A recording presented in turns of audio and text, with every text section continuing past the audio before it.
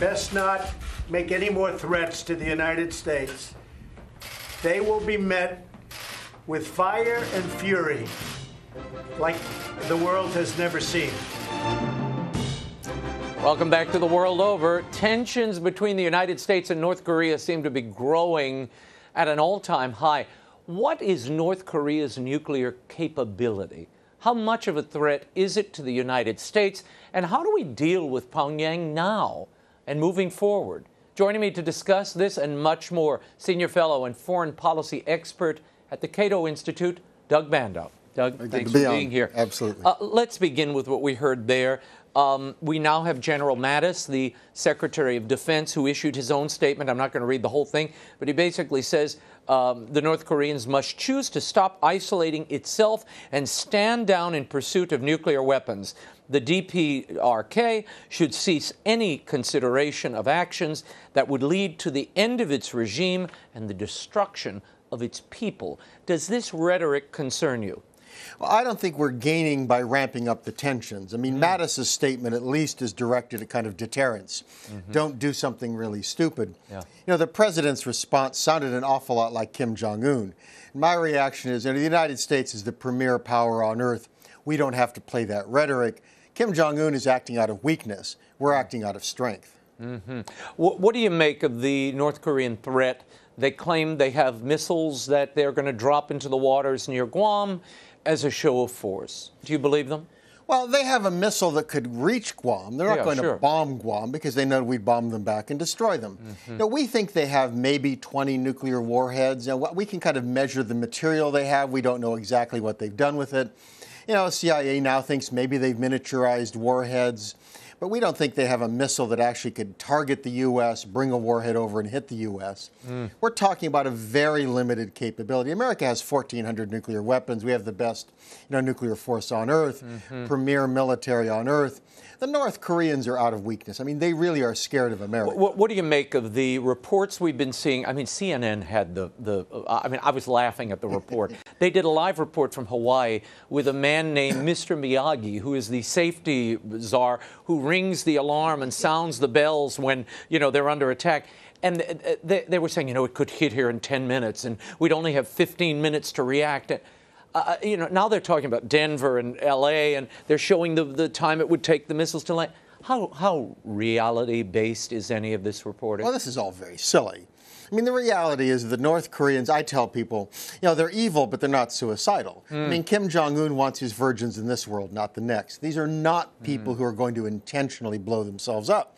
And that's, of course, what would happen if they attacked America. Yeah. What they're trying to do is keep us away from them. You know, they've watched Libya, they've watched Iraq, they've watched Afghanistan.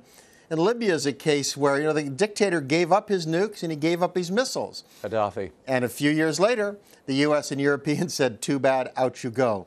And they cite his case. I mean, they're quite aware of that. Yeah. Now, you were just there not long ago. They have deep and systemic internal problems within North Korea. Tell us some of those and why that may also be a check on whatever ambitions they have of, you know, taking over the globe or attacking a much bigger opponent. Well, this is a desperately poor country. South Korea alone has about 40 times the GDP, has twice the population, you know, is raced ahead of the North. You know, the countryside is very poor. There's a bit more money in the capital. But this country in no way matches the U.S. or any of its allies. It's a very political place. So they're trying to open up the economy a little, but it's very hard to do that. Very rigid politically, everything under who they call the supreme leader. The father and grandfathers, you know, images appear and statues all over. It's a very regimented place. Very, very difficult to see them kind of competing successfully in the world today.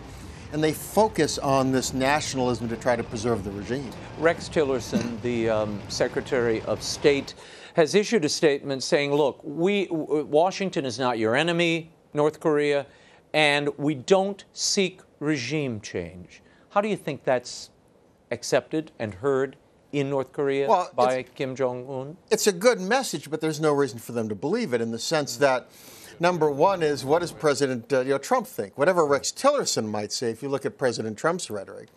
And then from their standpoint, what will the next administration do? I mean, this administration could change its mind. The next administration, again, you go back to Libya.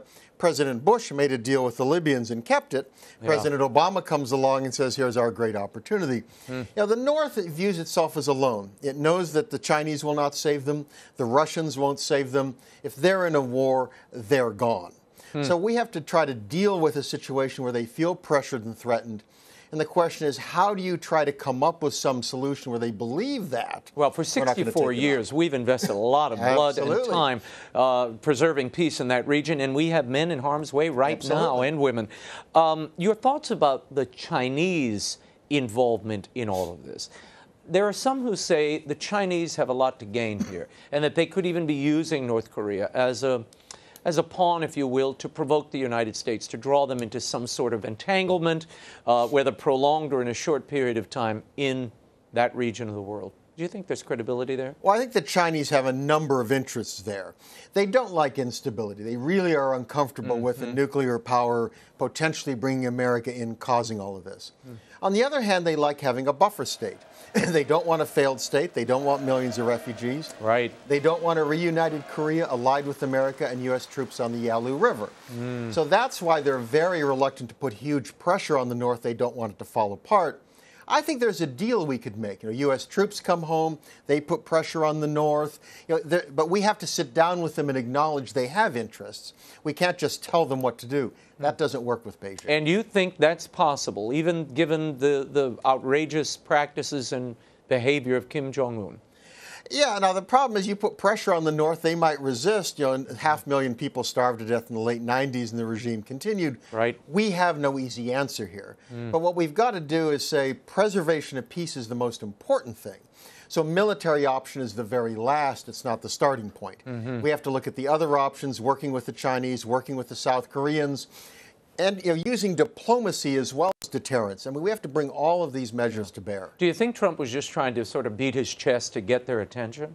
Well, it's hard to know what President Trump is up to. I think he is an impulsive character. I think he acts out of emotion. He's certainly correct that we need to make clear to the North we will defend ourselves. They wouldn't dare attack. We would respond. But pushing up the rhetoric, that's their game, not ours. We are the superpower. We don't have to do that. They do that because they want to try to convince us they're strong. We don't have to do that. We are strong. Doug Bandow, thank you so much for being here.